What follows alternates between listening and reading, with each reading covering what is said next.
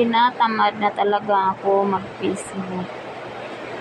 Ayaw ko na talaga mag-post dito no, kasi sobrang hirap po talaga no, na pagod po tayo sa trabaho. Pag out natin sa work natin, mag-iisip tayo ng kung ano ang i-content at ipopost natin. Sumasakit yung ulo ko sa kakaisip kung ano ang i-content ko ngayon.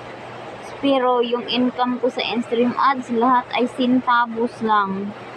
No? At saka tingnan yung dashboard ko. Ito rin sa nakakatamad po sa akin at nawawalan po ako ng gana.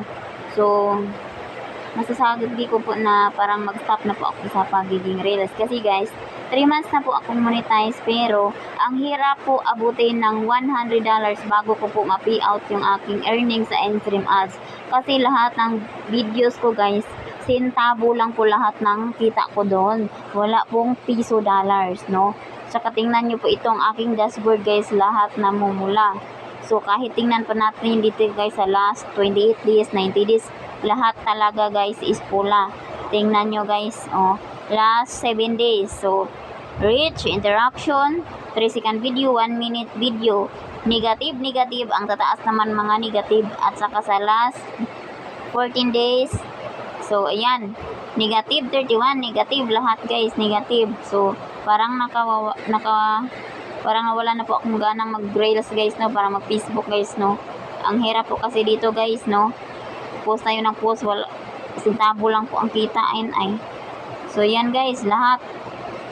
Pati rin sa last 3 months guys ko, yan. Ang positive dito guys is 1-minute views lang, pero last 3 months na po ito eh. So ayan guys, sobrang tinatamad na po ako, no. Nawawalan po akong gana na mag-Facebook o mag-post ng reels. Kaya nga guys, minsan nagpo-post lang po ako ng reels, hindi po ako tumatambay dito sa Facebook. Minsan pumunta ako, nagre-reply ako sa mga nag-comment ng mga video ko. Pero hindi na po katulad noon guys na napaka-active po ako dito sa Facebook. Kasi guys, no, kasi guys, sobrang liit po talaga ng kita ko guys, no. Parang hindi ko alam guys, parang nawala na po talaga ako ng gana na magpo-post dito, no. Kasi nga guys, no, parang nalulugi po tayo dito guys, no. Sobrang pinagpagod po tayo, pagod sa kagawa ng video, pagod kagawa ng content, edit ng content, post araw-araw, pero yung kita lahat centavos.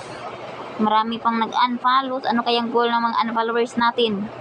So ayun guys, no, yun po ang masasabi ko guys, no, na yun po talaga. Maganda naman po yung page recommendation ko guys, pero nawawala naman po yung violation ko noon. Pero ang problema ko po dito guys, yung earnings ko lahat centavos. So ilang taon po kaya ako maka-pay out sa pagiging content creator guys, no? Ilang taon po kaya mabuo yung $100 guys? Yun po ang masakit na isipin, no, na araw-araw tayong mag-iisip ng content, bigyan natin ng time mag-edit at gumawa ng content, pero centavo lang po yung kita natin araw-araw. Kahit lumagpas pa ng isang buwan guys, centavos pa din, hindi umaangat. So iwan ko guys, at negative rin yung earnings ko. So hanggang dito na lang po guys.